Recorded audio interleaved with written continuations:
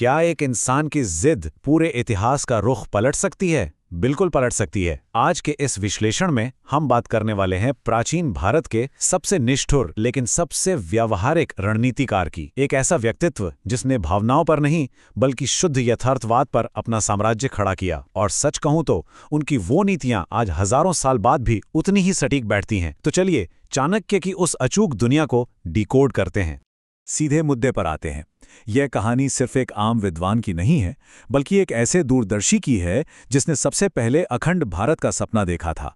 चाणक्य, जिन्हें पूरी दुनिया कौटिल्य के नाम से भी जानती है, दिखने में जितने कठोर थे, उनकी रणनीतियां उससे भी कहीं ज्यादा धारदार थीं। व्यक्तिगत सुख, नाम या पद से उन्हें कोई मतलब नहीं था। उनके लिए बस एक ही चीज मायने रखती थी, और वो थी राष्ट्र का गौरव और उसकी अटूट सुरक्षा। अब यहाँ एक बहुत ही दिलचस्प सवाल खड़ा होता है। सोचकर देखिए, एक भरी सभा में किसी का अपमान होता है, और वही एक अपमान कैसे एक बेहद शक्तिशाली राजवंश के पतन की वजह बन जाता है। यह सिर्फ बदले की आग नहीं थी, यह उस अपमानित इंसान के भीतर से उठी एक ऐसी ज्वाला थी जिसने इतिहास के सबसे महान साम्राज्य की नींव रख दी और पूरे देश को एक धागे में पिरो दिया। तो चलिए सबसे पहले उस ऐतिहासिक पृष्ठभूमि पर नजर डालते हैं जिसने अखंड भारत के इस दूरदर्शी को जन्म दिया। अगर इस घटनाक्रम को देखें तो ये किसी थ्रिलर से कम नहीं लगता। शुरुआत होती है नंद दरबार में, जहां चाणक्य को धक्के मारकर बाहर निकाला गया, और ठीक उसी पल उन्होंने अपनी शिखा खोल दी और कसम खाई कि जब तक नंद वंश का नामो निशान नहीं मिटा देते तब तक शिखा नहीं बांधेंगे। इसके बाद उन्होंने चंद्रगुप्त मौर्य को अपना सबसे बड़ा अस्त्र बनाया, एक मजबूत सेना खड़ी की, अपनी कूटनीति का जाल बिछाया और अंततः न सिर्फ मगध पर विजय पाई बल्कि सिकंदर के सेनापतियों को भी धूल चटा दी। अब सबसे कमाल की बात देखिए, एक पूरे साम्राज्य को उखाड़ फेंकने के बाद भी चाणक्य रुके नहीं।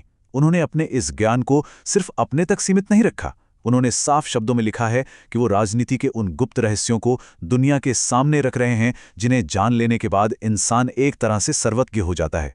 उनका मकसद ही यही था कि आने वाली पीढ़ियों के पास ऐसा व्यवहारिक ज्ञान हो जिससे वो वक्त और हालात को पहले से भांप सकें। आगे बढ़ते हैं और बात करते हैं उनके दूसरे और शायद सबसे जरूरी पहलू पर, धन और आत्मरक्षा से जुड़ी कुछ बेहद व्यावहारिक सलाह। इनकी रणनीतियों में जो बात वाकई सोचने पर मजबूर करती है वो है इनका विशुद्ध यथार्थवाद।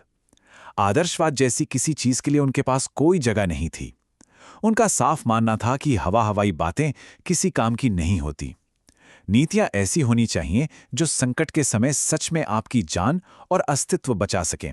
अस्तित्व बचाने का उनका ये फॉर्मूला बहुत ही स्पष्ट है, भले ही कुछ लोगों को ये थोड़ा कड़वा लगे। पहला कदम, मुसीबत के लिए पैसा बचाकर रखें।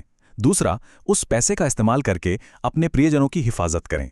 लेकिन तीसरा और सबसे बड़ा नियम, अगर बात खुद पर आ जाए तो धन और प्रियजनों दोनों से ऊपर उठकर सबसे पहले अपनी रक्षा करें। लॉजिक बहुत सिंपल है, अगर इंसान खुद ही नहीं बचेगा तो वो ना अपनी दौलत बचा पाएगा और ना ही अपने अपनों को। असल में चाणक्य का मानना था कि दौलत का स्वभाव ही चंचल है। जो आज आपके पास है वो कल किसी और के पास हो सकती है। इसलिए सिर्फ धन के भरोसे बैठे रहना सबसे बड़ी मूर्खता है। ये प्राचीन ज्ञान हमें यही सिखाता है कि अपनी खुद की बुनियाद को सुरक्षित करना ही बाकी सारी चीजों को सुरक्षित करने की पहली शर्त है।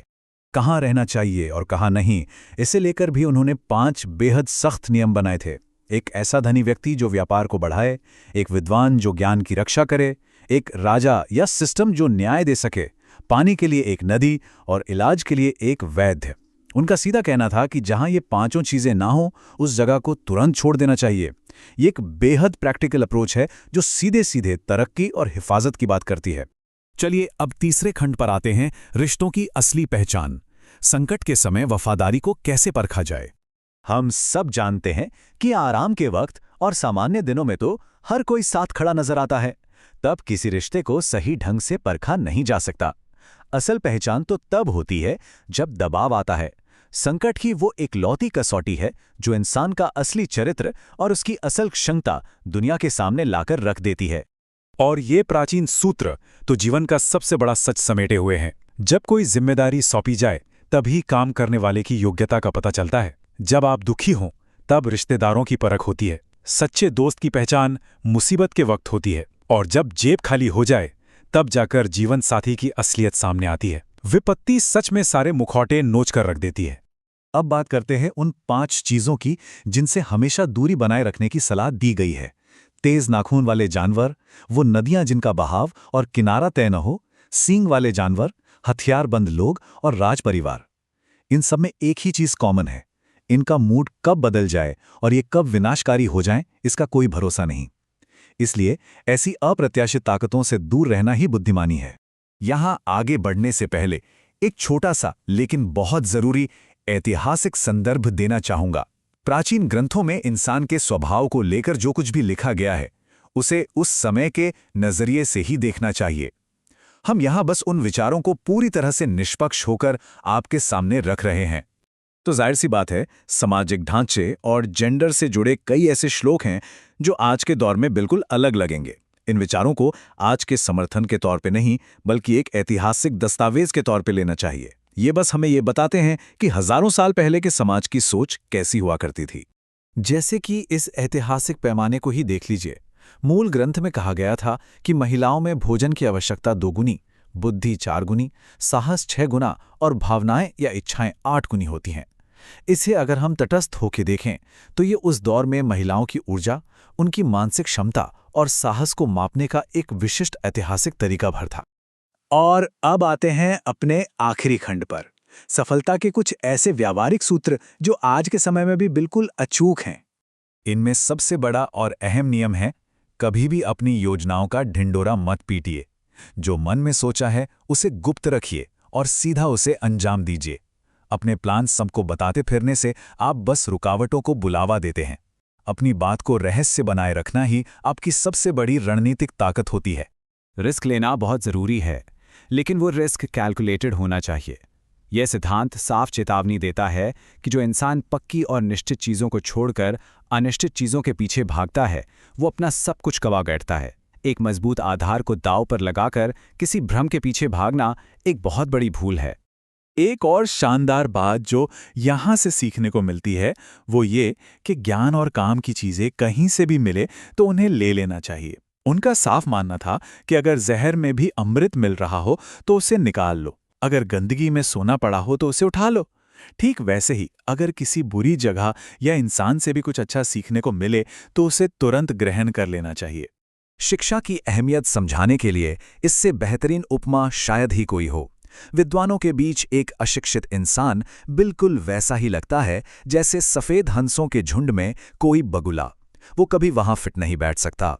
ऊंचे स्तर के माहौल में खुद को असहाय होने से बचाने के लिए लगातार सीखते रहना सबसे ज्यादा जरूरी है। अगर इस पूरे विश्लेषण को समेटें तो सफलता के ये कुछ मुख्य स्तंभ सामने आते हैं।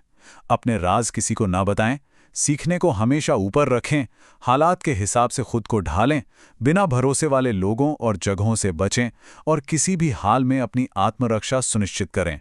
ये एक ऐसे इंसान की तस्वीर पेश करता है जो हर वक्त अलर्ट है, सुरक्षित है और पूरी तरह से प्रैक्टिकल है।